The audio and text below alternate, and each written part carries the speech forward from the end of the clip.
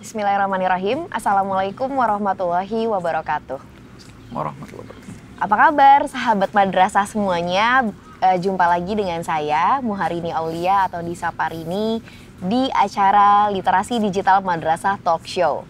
Oke, kali ini saya juga tidak sendiri. Bersama saya adalah sosok yang sepertinya beberapa di antara sahabat madrasah sudah sangat familiar ya dengan sosoknya. Nah, sebelum saya perkenalkan sosoknya, saya kembali lagi mau mengajak sahabat madrasah di sini untuk bersama-sama menyadari sebuah situasi yang saat ini kita hadapi ya, yaitu disrupsi teknologi digital yang terjadi. Dan kali ini kita akan membahasnya secara lebih spesifik berkaitan dengan ranah madrasah. Seperti yang mungkin sahabat madrasah pahami dan sadari bahwa ternyata Dirjen Pendidikan Islam Bapak Ali Ramdhani sangat concern sekali dengan peningkatan kapasitas literasi digital, terlihat dari berbagai kebijakan dan upaya yang dilakukannya seperti adanya workshop, juga ada webinar, dan kemarin juga telah dilaksanakan beberapa pelatihan literasi digital untuk warga madrasah yang ada di madrasah seperti guru dan tenaga kependidikan. Jadi kita sadar bahwa ternyata semua pihak memahami betul bahwa madrasah memiliki peran penting gitu ya untuk bisa memastikan segenap warganya, khususnya siswanya, gurunya, tenaga kependidikannya itu cakap secara digital dan juga siap mengambil peran yang signifikan di industri 4.0 ini. Oke, mari kita langsung saja sapa sosok yang ada di sebelah saya ini. Apa kabar Mas Romzi? Alhamdulillah sehat sekali. Sehat gimana? Ya Mas ya? Hari ini sehat juga? Sehat juga. Bagi yang belum mengenalnya, sahabat madrasah, saya akan memperkenalkan secara singkat profil beliau. Mas Romzi ini adalah Wakil Ketua Gerakan Nasional Literasi Digital Siberkreasi ya? Yang ada di bawah Kominfo ya Mas ya? Ya, tidak secara langsung tapi bekerja secara penuh dengan kerjasama dengan Kominfo. Oh, kerjasama dengan Kominfo, oke. Dan saudara Romzi ini kebetulan juga adalah tidak kebetulan ya, memang sejak lahir ya, sudah lahir di madrasah, dibesarkan di madrasah, dan menjadi lulusan dari madrasah juga ya? Ya, saya menjalani sekolah dasar saya di Madrasah Ibtidaiyah, lanjut ke Madrasah Sanawiyah dan Madrasah Aliyah. Jadi asli anak madrasah. Asli anak madrasah, kemudian memberikan kembali lagi ke madrasah gitu ya? Ya, betul sekali. Memberikan kontribusinya kepada madrasah dengan aktif di madrasah juga. Oke. Baik Mas Romzi, supaya kita nggak tegang nih ngobrolnya, kayaknya asik juga nih kalau kita membuka obrolan kita kali ini dengan sedikit bermain games ya. Oke. Yang saya tahu kan kalau dari profilnya, apalagi tadi kan ketua umum ya di Gerakan Siberkreasi, pastinya sangat aktif di dunia digital, sangat aktif di media sosial, jadi pasti akrab sekali dengan kata-kata baru ya yang biasanya bentuknya singkatan-singkatan yang ada di sosial media nih. Saya mau nguji nih, bener nggak nih kalau misalnya Mas Romzi memang segaul itu gitu ya katanya. Oke. Di dunia digital, jadi tolong dijawab dengan cepat. Saya akan menyebutkan beberapa kata singkatan yang biasanya kita temui di sosial media. Kemudian Mas Romzi coba sebutin kepanjangannya gitu ya. Kita mulai dari yang paling sederhana dulu Mas. Cepet ya jawabnya ya. Siap. DM. Direct message. Oke. Kalau misalnya CMIIW. Correct me if I am wrong. Oke, baik. ASAP. As soon as possible. Oke, mantap juga nih. OOT. Out of topic. Oke. Masih yang gampang, LOL. Laugh out loud. Oke, laugh out loud. Kemudian kita mulai yang agak susah dikit ya, AFK. AFK dulu ya, apa coba AFK? Cepet. AFK. Nggak ketemu. AFK itu away from keyboard. Oke. Terus lagi ya, BRB. Be right back. Oke, be right back. Kemudian ada lagi IMHO. In my humble opinion. Oke. TBH? To be honest. Oke, jago juga. Terakhir, FYP. Nih, anak TikTok tahu nih pasti. FYP for your page. Oke, baik. Luar biasa sekali. Berarti satu yang nggak kejawab ya Mas tadi ya, AFK ya.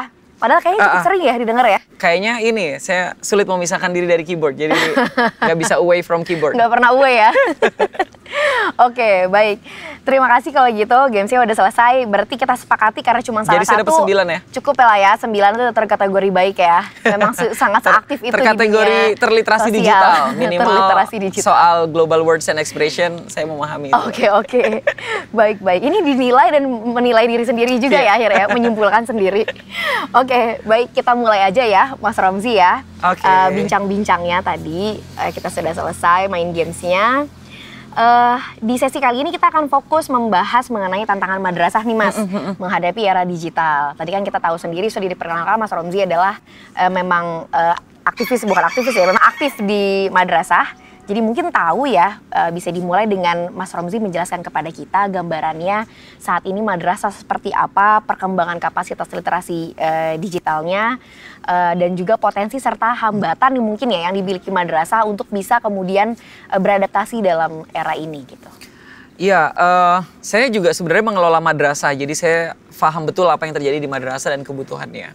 Kalau saya melihat soal kondisi misalnya literasi digital di madrasah, menurut saya nggak ada permasalahan yang sama kalau kita mengambil permasalahan yang juga dihadapi oleh teman-teman di sekolah-sekolah yang non madrasah ya. Artinya sebagai sebuah lembaga yang memang secara kurikulum dan sebagainya itu sudah terintegrasi dengan kurikulum pemerintah. Artinya pemahaman literasi digital, pelajaran soal IT itu sudah ada di madrasah. Jadi secara sistem sebagai institusi saya merasa tidak ada masalah dari dalam. Tapi justru lebih besar masalahnya itu dari luar. Jadi masyarakat banyak yang melihat perkembangan teknologi ini kan cepat sekali. Khawatirnya kalau ditaruh di madrasah, mereka terlalu banyak porsi belajar agamanya, akhirnya concern murid-murid terhadap teknologi digital jadi kurang. Jadi pandangan seperti ini yang menurut saya perlu dijawab oleh madrasah dengan kemudian juga memberikan fokus juga ke peningkatan kapasitas literasi digital anak-anak madrasah nih. Jadi karena kalau di dalam sih saya rasa semangat hampir seluruh kepala madrasah di Indonesia juga siswa madrasah semuanya bersemangat sekali dalam meningkatkan kapasitas pemahaman teknologi digital ini. Tapi tentu saja kalau pandangan dari luar itu kan mereka tidak benar-benar tahu apa yang di dalam. Tapi kalau ngelihat dari anak madrasah itu kan kesannya banyak belajar agama, mungkin nggak terlalu besar porsinya untuk belajar teknologi.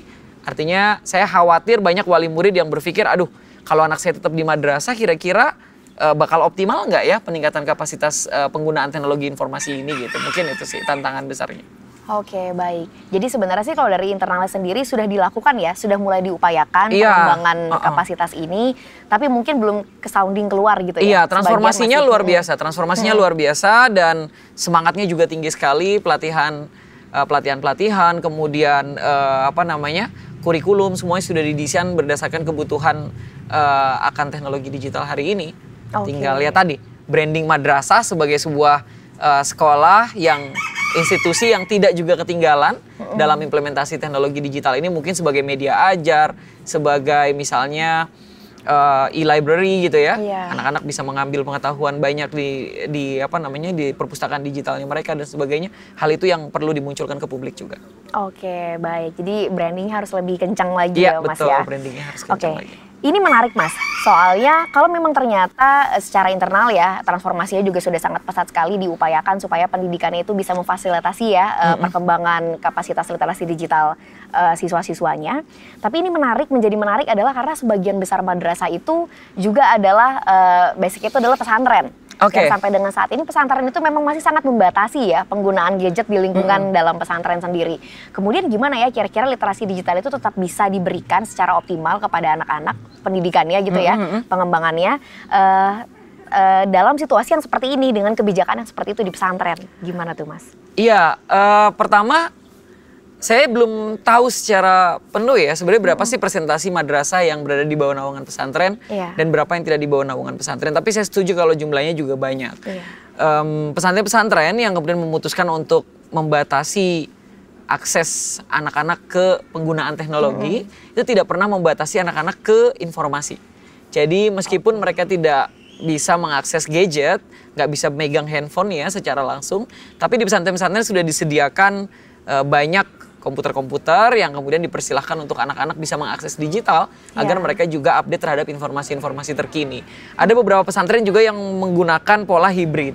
Jadi kadang anak-anak diperbolehkan untuk online, misalnya di beberapa hari tertentu atau di beberapa pelajaran tertentu, tapi di pelajaran-pelajaran yang lain, khususnya pelajaran-pelajaran agama, mereka tidak tidak diperkenankan untuk menggunakan itu. Artinya bahkan di pesantren yang sangat eksklusif secara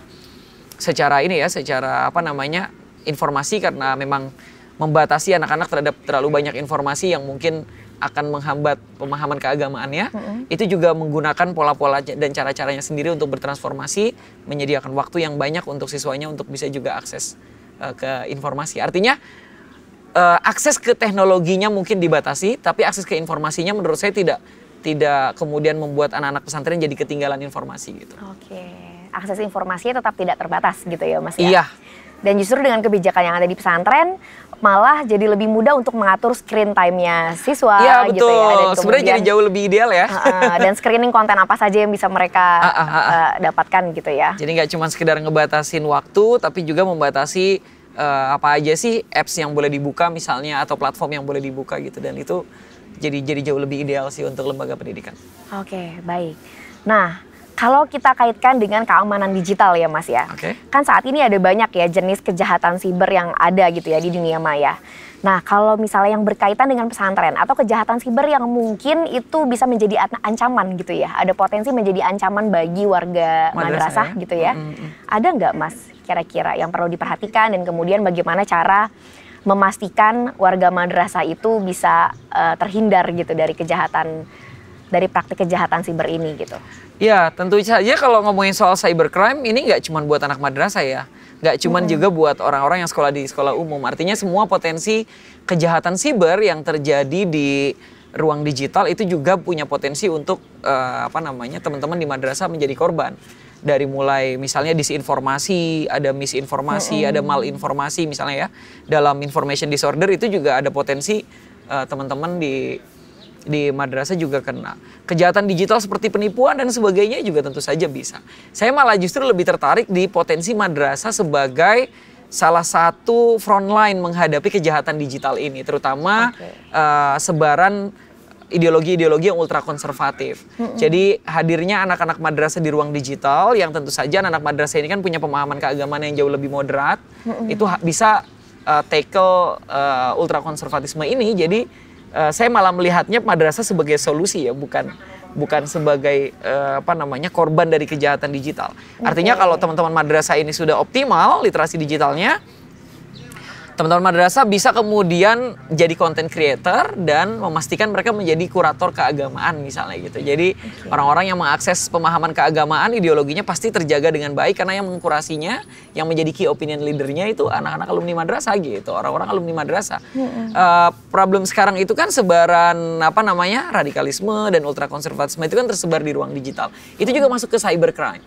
Bahkan itu yang paling banyak soal internasional cybercrime itu biasanya ngomonginnya dua hal. Pertama pencurian kartu kredit, kedua ideologi transnasional. Ini selalu didiskusikan di teman-teman literasi digital sebagai potensi internasional cybercrime yang menjadi tantangan buat Indonesia. Dan levelnya paling tinggi.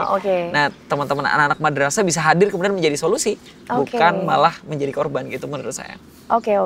Jadi di sini justru posisinya warga madrasah ini bukan sebagai korban ya, bukan punya potensi sebagai korban. Meskipun potensi itu tetap ada ya, tetap ada, betul. Terutama kalau literasi digitalnya itu masih rendah gitu ya. Tapi sebenarnya potensinya justru sebagai bisa mengambil peran sebagai tadi ya yang memberikan kontra-narasi mungkin ya. Narasi alternatif juga. Oke, baik. Nah, kira-kira apa yang bisa diupayakan sama madrasah Mas supaya akhirnya SDM yang di dalamnya itu bisa mengambil peran tersebut gitu ya? Yang bisa dilakukan madrasah adalah memaksimalkan kurikulum didesain sedemikian rupa agar teman-teman siswa madrasah juga para santri yang mungkin madrasah di basis pesantren itu punya keberanian untuk muncul di ruang publik, dalam hal ini ruang digital, sebagai key opinion leader tadi. Jadi teman-teman madrasah itu kan belajar agama lebih banyak, teman-teman pesantren belajar agama lebih banyak. Artinya secara pemahaman keagamaan tentu saja mereka jauh lebih otoritatif daripada teman-teman yang sekolah di umum. Nah, karena lebih otoritatif dengan pemahaman keagamaan itu, harusnya lebih berani juga menyampaikan pendapat-pendapat keagamaan, kemudian menjadi kurator, mengkurasi pengetahuan keagamaan di ruang digital. Jadi keberanian untuk tampil sebagai key opinion leader dan influencer di ruang digital itu penting. Itu yang pertama. Yang kedua, madrasah juga perlu kemudian kalau kita ngomonginnya soal ini ya, revolusi industri 4.0 ya. Madrasah juga perlu mendesain sedemikian rupa baik secara kurikulum maupun infrastruktur di sekolah untuk memberikan keleluasaan bagi para guru menciptakan anak-anak didik yang memang benar-benar sadar digital gitu, sadar teknologinya, sadar penggunaannya. Mereka nggak cuma sekedar bisa kemampuan usability tapi juga empowerment gitu. Gimana sih menggunakan teknologi digital dengan segala privilege di dalamnya untuk bisa memberdayakan masyarakat, untuk bisa berdaya juga secara pribadi gitu. Oke, baik. Ini menarik banget ya jadinya ya. Kita secara nggak langsung mendapatkan tips-tips nih dari Mas Romzi kira-kira apa yang bisa diupayakan madrasah untuk memastikan potensi-potensi SDM yang ada di madrasah itu bisa mengambil peran yang strategis gitu ya dalam dunia digital ini. Nah, kita mungkin beralih ke pengalaman yang lebih personal ya Mas ya. Mas Romzi, kita juga mungkin cukup mengenal selain memang aktif di madrasah, aktif di termasuk juga pegiat literasi digital, tapi juga kan banyak yang menyebutnya sebagai influencer nih di dunia digital. Kalau tadi menyinggung-nyinggung warga madrasah harus mulai mengambil peran gitu kan ya, otomatis kan aktifnya itu di dunia digital ya nanti ya, membranding dirinya dan sebagainya. Boleh dong cerita sedikit gimana akhirnya Mas Romzi memutuskan untuk oke, saya mau aktif di dunia digital, membranding dirinya dan fokus kemana gitu ya. Dan apa yang bisa, langkah-langkah yang bisa dilakukan sama sahabat-sahabat madrasah nih untuk bisa menuju ke sana? Saya nggak tahu ini sebenarnya by design atau enggak ya. Sebenarnya awalnya Instagram saya, kemudian sosial media saya memang dipenuhi foto-foto karena saya suka sekali fotografi dan sempat jadi profesional fotografer juga. Buat Kemenag kebetulan. Terus jadi berawal dari Kemenag juga ya? Iya, berawal dari Kemenag juga. Terus kemudian setelah beberapa kali perjalanan luar negeri kok rasanya sayang gitu ya foto-fotonya nggak di-up di sosmed. Setelah di-up di sosmed ternyata dapet respon luar biasa gitu. Akhirnya saya putusin untuk ternyata aktivitas sehari-hari seru juga ya kalau diposting jadi daily activity gitu. Nah, menurut saya selama teman-teman semuanya melakukan aktivitas harian yang positif, selalu ada yang bisa dibagikan, kemudian di-share di ruang digital, hal itu bisa jadi starting point yang bagus. Saya punya teman misalnya yang aktivitasnya biasa saja, just another misalnya guru gitulah di sebuah daerah, tapi karena dia konsisten posting soal pendidikan, konsisten soal interaksi apa yang dia syukuri hari ini bersama murid-muridnya di madrasah dan sebagainya, kontennya jadi menarik dan jadi menyenangkan gitu. Akhirnya dia bisa gain followers juga. Artinya menurut saya kalau pertanyaannya tadi mulainya dari mana dan gimana saya bisa memulai, saya rasa berjalan begitu saja dan mulainya adalah dengan kita mulai menjadikan menyadari ya bahwa ruang digital ini adalah outlook gitu. Jadi kalau orang mau lihat kita dari luar ya mereka bisa datang gitu. Jadi landing page kita gitu ya. Orang mau kenal kita lebih jauh dia datang ke sosial media kita. Jadi digital footprint kita atau jejak digital kita tentu saja harus positif gitu. Dan itu yang menurut saya juga, apalagi guru-guru madrasah ya, ini penting banget ya. Pertama, guru di madrasah tentu dianggap otoritatif untuk bicara agama, jejak digital harus positif, jejak digital harus memastikan bahwa guru-guru madrasah ini layak dan patut untuk menjadi role model bagi para siswa-siswanya gitu.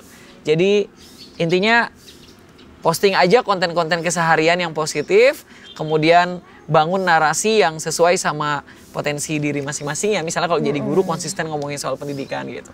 Kalau jadi olahragawan ya konsisten ngomongin soal tips-tips olahraga dan sebagainya. Hal itu pasti bisa gain followers gitu. Dan bisa jadi influential gitu. Oke, baik. Jadi mindsetnya harus disetting sejak awal ya Mas ya? Iya, sejak awal. Harus lebih mindful pada saat mau berselancar di media sosial, memposting sesuatu dan sebagainya. Jangan semuanya mau diposting ya. Iya, yang disesuaikan dengan branding yang mau kita bawa gitu ya Mas ya? Betul sekali. Oke, baik. Nah, kalau tadi kita bicara ke bawah ya, di mana kita juga mengajak para sahabat madrasah di sini untuk kemudian memunculkan dirinya gitu ya di sosial media, membranding dirinya, supaya akhirnya kita punya banyak lahir-lahir tokoh gitu ya, tokoh-tokoh dan influencer madrasah di dunia digital yang datangnya dari madrasah gitu, dan perlu didukung juga oleh warga madrasah yang lainnya. Tadi kita bicara dari bawah Mas, dari setiap individu yang ada di madrasah. Tapi kalau kemudian ditarik ke atas gitu ya, berkaitan dengan regulasi, kebijakan, kira-kira apa saja yang bisa disiapkan gitu ya oleh pemangku kepentingan dan juga yang memiliki wewenang gitu ya Mas ya, untuk bisa mendukung supaya akhirnya madrasah ini bisa pesat kemajuannya, perkembangan literasi digitalnya. Apa kira-kira Mas yang bisa diupayakan gitu ya dari atas untuk mendukung proses ini gitu? Berarti kita ngomongin soal pemerintah ya dan lembaga-lembaga terkait KL lah ya, atau kementerian dan lembaga yang mungkin punya concern juga terhadap madrasah. Pertama, tentu saja yang relate dengan urusan madrasah ini kan Kementerian Agama. Jadi Kementerian Agama emang harus membuat program khusus yang ditujukan untuk peningkatan kapasitas literasi digital, pemahaman anak-anak madrasah terhadap konten-konten digital, pemanfaatan teknologi digital untuk media ajar, kemudian digitalisasi administrasi madrasah dan sebagainya. Artinya memang madrasah harus benar-benar onboarding gitu ke teknologi ini. Jadi nggak cuman sekedar berada di pinggiran gitu, tapi benar-benar naik dan mengendarai sepenuhnya teknologi informasi dan komputer ini untuk dimaksimalkan untuk peningkatan kapasitas individu maupun kualitas institusinya gitu. Itu yang pertama. Jadi Kementerian Agama harus mendesain banyak banget ragam program. Misalnya kalau Kominfo itu fokusnya di kapasitas literasi digital, kan teman-teman di Kementerian Agama bisa fokus juga di literasi digital untuk anak madrasah yang mungkin beririsan dengan isu-isu pendidikan keagamaan. Jadi hal-hal semacam itu perlu dilakukan. Kalau di Kominfo sendiri yang saya tahu juga sebenarnya dibuka secara umum, ada misalnya Digital Talent Scholarship, kemudian ada Pandu Digital, ada banyak sekali yang anak-anak madrasah juga bisa ikut. Mungkin juga sosialisasi dari kementerian-kementerian yang melakukan kegiatan-kegiatan ini juga kayaknya harus lebih masif nih, biar lebih banyak lagi anak madrasah yang terlibat dalam program-program itu. Hampir semua program pemerintahan hari ini semuanya dikaitkan dengan isu digital. Misalnya kita ngomongin soal literasi keuangan, nanti juga ada ngomongin soal fintech kan, financial literacy yang basisnya teknologi. Jadi semua program-program kementerian ini sudah mengarah ke sana. Tinggal teman-teman madrasah, pengelola madrasah tentu saja harus membuka diri untuk menghadirkan program-program itu ke madrasah dan memastikan bahwa siswa-siswanya tidak ketinggalan nih dari teman-teman yang ada di sekolah-sekolah konvensional lainnya gitu. Berarti bisa disimpulkan bahwa sebenarnya dari pemerintah sendiri segala upaya sudah dilakukan ya Mas ya? Iya. Sudah dilakukan, tapi secara spesifik ke madrasah mungkin Kementerian Agama yang melakukan ya, seperti program literasi digital madrasah ini gitu. Tinggal disambut dari warga madrasahnya sendiri untuk mau turut berkontribusi dan juga membuka diri untuk transformasi ini gitu ya Mas ya. Dan memulai, meskipun misalnya teman-teman dari kementerian belum datang, mereka sudah memulai itu dulu gitu. Misalnya bikin UKM khusus untuk sinematografi dan fotografi digital misalnya gitu. Hal semacam itu kan perlu diinisiatif. Misalnya UKM kan ada UKM public speaking kan di sekolah-sekolah. Mungkin sudah dimaksimalkan. Public speaking, tapi gimana jadi influencer gitu, atau jadi key opinion leader di ruang digital. Hal semacam itu menurut saya perlu dimulai. Atau disuruh bikin konten gitu ya pada saat mereka latihan. Bener. Jadi pada saat program pemerintah itu kemudian ada, teman-teman di madrasah sudah punya pilot projectnya lah gitu. Udah tahu best practice-nya gitu. Baik, terima kasih. Menarik sekali ya bincang-bincang kita, singkat tapi sepertinya padat, banyak sekali pembahasannya ya tadi ya yang berhasil kita diskusikan di sini. Karena waktu yang terbatas nih Mas Romzi, jadi juga nggak bisa bincang-bincang lebih lama lagi. Nanti kita lanjut di sesi-sesi yang lain mungkin ya. Semoga ya. Terakhir mungkin Mas, saya mau minta dong Mas Romzi memberikan closing statement untuk sahabat madrasah semuanya, menyapa juga mungkin ya berkaitan dengan literasi digital madrasah gitu Mas. Baik, Assalamualaikum warahmatullahi wabarakatuh, sahabat-sahabat madrasah, saya Romzi Ahmad. Saya menjalani kehidupan saya di Madrasah Ibtidaiyah, Madrasah Sanawiyah, dan Madrasah Aliyah. Artinya saya anak Madrasah Tulen. Saat ini saya aktif sebagai Wakil Ketua Umum Gerakan Nasional Literasi Digital Siberkreasi. Artinya ada anak madrasah yang mewakili keluarga besar madrasah untuk ada di diskursus terkait dengan literasi digital ini. Jadi saya mau mengajak teman-teman semuanya, adik-adik, siswa-siswa, juga para rekan-rekan guru dan tenaga kependidikan di madrasah-madrasah untuk ayo kita bahu-membahu meningkatkan kapasitas literasi digital madrasah dan siswa madrasah juga. Selain itu, saya juga ingin mengajak agar secara utuh kita bisa menggunakan teknologi ini untuk empowerment atau pemberdayaan. Kita memastikan bahwa siswa-siswa kita bisa berdaya baik secara ekonomi maupun berdaya secara sosial yang lainnya melalui teknologi digital ini. Empowerment yang berikutnya adalah sekolah, madrasah, dan juga pondok pesantren harus siap menjadi tempat pemberdayaan gitu. Ruang di mana masyarakat diberdayakan di sana, diberikan pemahaman soal literasi digital, kemudian diberikan cara-cara menggunakan teknologi digital untuk pertumbuhan ekonomi, untuk peningkatan income keluarga dan sebagainya. Artinya literasi keuangan, literasi hukum, literasi agama, semuanya bisa diajarkan menggunakan literasi digital, menggunakan teknologi digital. Jadi untuk fungsi pemberdayaan ini, madrasah juga perlu hadir, kemudian memberdayakan masyarakat juga. Jadi berdaya siswa dan guru-gurunya, tapi juga madrasah sebagai institusi memberdayakan masyarakat.